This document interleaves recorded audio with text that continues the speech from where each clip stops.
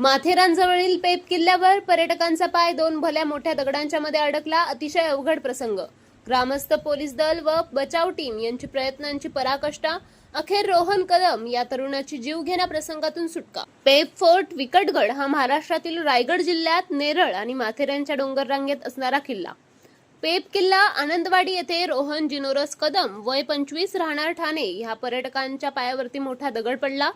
दोन दगडांच्या मध्ये असा काही पाय सापडला की अतिशय अवघड जीवघेणा प्रसंग निर्माण झाला होता. याबाबत माहिती मिळताच पोलीस शिपाई कनके आणि महाकाल यांनी फणसवाडीतील स्थानिक नागरिक हेल्प फाउंडेशन यांच्या मदतीने अतिशय जिकिरीचे प्रयत्न करून सदर युवकाची भला मोठा दगड बाजूला करून सुखरूप सुटका केली. या अपघाताबाबत Maharashtra mountaineers rescue coordination centre ग्रुपवर माहिती मिळताच जवळची बचाव पथके सदर घटनेच्या ठिकाणी बचावासाठी जाण्यासाठी सज्ज झाली होती.